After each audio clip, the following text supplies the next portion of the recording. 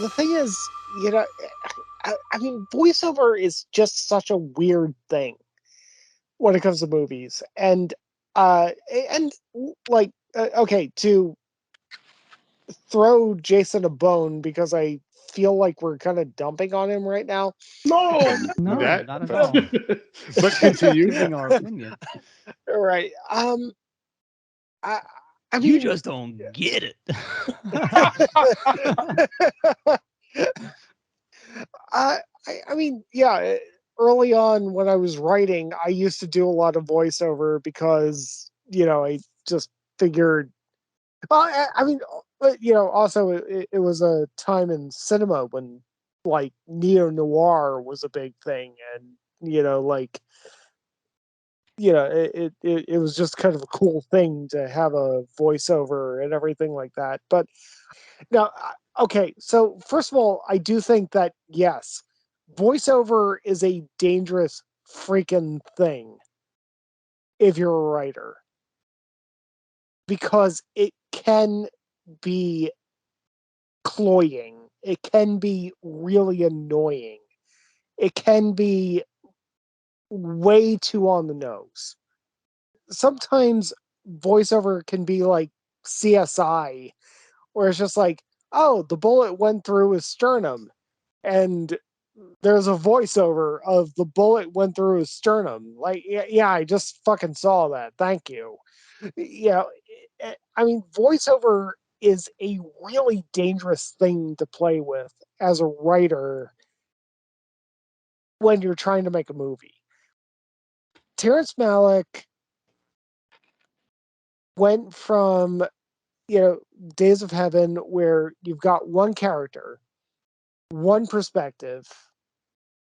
Okay, I'm looking at this, but also that character was talking very poetically throughout Days of Heaven.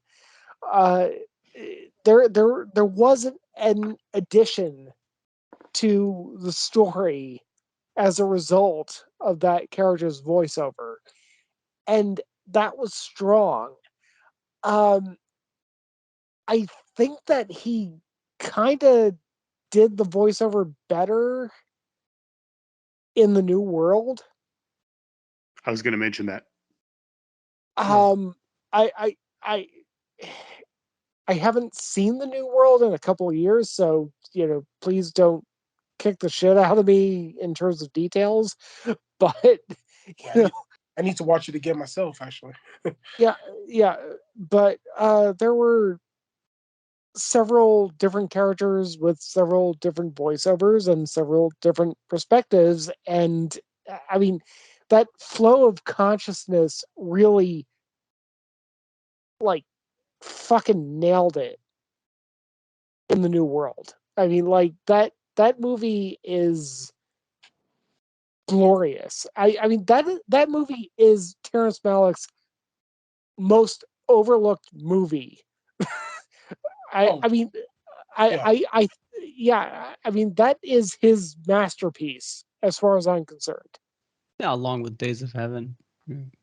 Yeah, well then, and can I say something really fast to you Matt, of course. about the voiceover with even with Days of Heaven? Like, one thing that stands out to me more than anything with Days of Heaven is the last voiceover in the movie, and when she's Okay.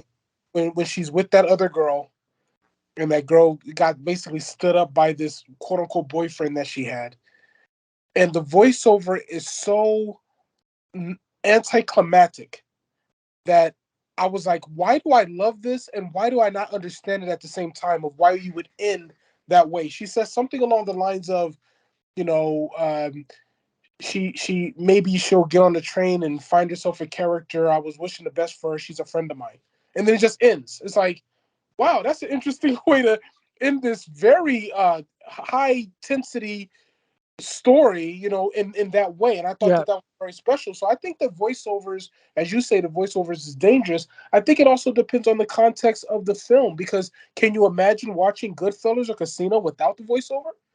Taxi You know, Driver, like Clockwork Yeah. Orange. I mean, come So on. That's what I yeah, was I'm gonna gonna, all say. right, all right. If You want to if talk you're gonna about bring things that up, getting a bad rap? I think let voiceover has a bad rap. let It, me it let me respond then. Okay, in almost outside of Terrence I Malick, almost every example of voiceover you see, including Matt mentioned noir films or neo noir films, Taxi Driver, Goodfellas, Casino, all of these things.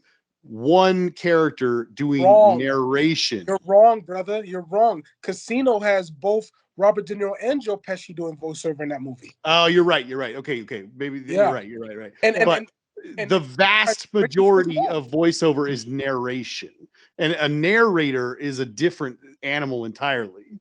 yeah, but voiceover is Yeah. not narration necessarily. It I depends know on it's the not. I movie. know. And I'm Yeah. just saying that in general, the negative stigma that And has been earned over the years of voiceover tends to be for stuff that's not really your stereotypical detective narration or just a general all-encompassing narrator of the film or something like that. Usually it's the that kind of stuff like, well, not to put too fine a point on it, but like David Lynch's Dune. Yeah, no, but it's definitely not common. There's a lot of voices, but I that's what I said. This was unique. And aside from the Dune thing, yeah. like that's what I thought it was unique because it's not very common.